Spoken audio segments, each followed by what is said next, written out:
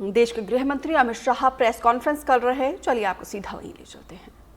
इनको अपना सर्वोच्च पुरस्कार देकर न केवल प्रधानमंत्री जी हमारे देश का गौरव बढ़ाया है। आज देश की 140 करोड़ की जनता बहुत मन के साथ इनके दीर्घायुष के लिए प्रभु प्रार्थना कर रही है। मैं और अश्विनी जी भी वो प्रभु प्रार्थना के साथ अपने आप को संबद्ध करते हैं। मित्रों, आज की प्रेस वार्ता मोदी जी की तीसरी सरकार के पहले 100 दिन के कामकाज पर आपको सूचना देने के लिए बुलाई गई है।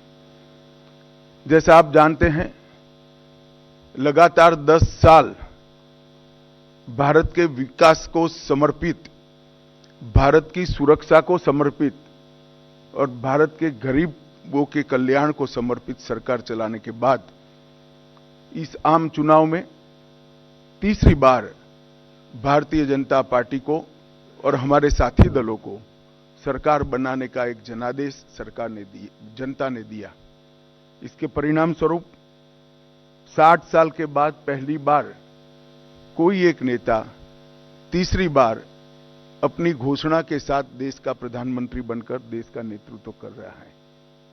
60 साल के बाद पहली बार देश में राजनीतिक स्थिरता का माहौल आया है और नीतियों के सातत्य को भी हमने अनुभव किया है। और नीतियों की दिशा, नीतियों की गति और नीतियों को क्रियान्वयन करने की सटीकता, ये तीनों 10 साल तक बरकरार रखकर 11वें साल में प्रवेश करना, मैं मानता हूं, बहुत कठिन है। दुनिया के कई देशों में भी देखा गया, जहां एक प्रकार से वाइब्रेंट लोकतंत्र है, वहां पर ऐसे बहुत कम ही उदाहरण दिखाई पड़ते हैं। और इसका कारण है कि इस 10 साल में देश की बाहरी सुरक्षा, देश की आंतरिक सुरक्षा और देश की रक्षा प्रणाली, इसको मजबूत कर एक सुरक्षित भारत बनाने में नरेंद्र मोदी सरकार ने बहुत बड़ी सफलता मोदी जी के नेतृत्व में प्राप्त की है। शिक्षा के अंदर आमूलचूल परिवर्तन, हमारे चिर पुरातन शिक्षा शैक्षणिक मूल्यों को समाहित करते हुए, हमारी भाषाओं को गौरवान्वित करते हुए और आधुनिक से आधुनिक शिक्षा को समाहित करते हुए नई शिक्षा नीति लाने का काम नरेंद्र मोदी जी ने किया है। जब मेक इन इंडिया का नारा दिया गया, काफी लोग इसका मखौल उड़ाते थे, मगर आज मैं बहुत फख्र के साथ कह सकता हूं कि भारत पूरी दुनिया में उत्पादन का सबसे चहेता केंद्र बन चुका है और ये वास्तविकता है। हमारी डिजिटल इंडिया की योजना को दुनिया के कई देश समझना भी चाहते हैं, स्वीकारना भी चाहते हैं और उसको अपने विकास का आधार भी बनाना चाहते हैं। इकोनॉमी के 13 पैरामीटर्स में, चाहे बैंकिंग हो, चाहे मुद्रास्फीति हो, चाहे विकास दर हो, हर पैरामीटर में हमने डिसिप्लिन लाई है और प्रगति भी की है। अंतरिक्ष के क्षेत्र में आज सभी लोग भारत का अंतरिक्ष के क्षेत्र में भविष्य उज्जवल है, इसको एक्नोलेज करते।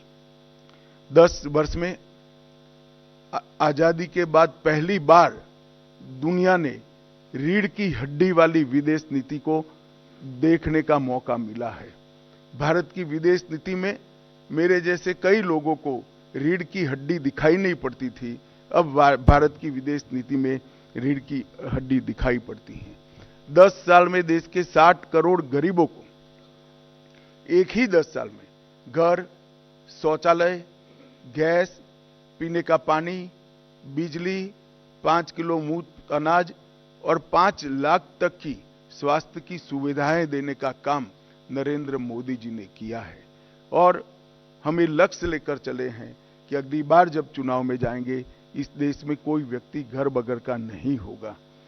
युवाओं के लिए ढेर सारे मौके तराशे गए हैं। आज भारत का युवा भारत के नए प्लेटफॉर्म पर खड़ा होकर विश्व के युवा के साथ दो हाथ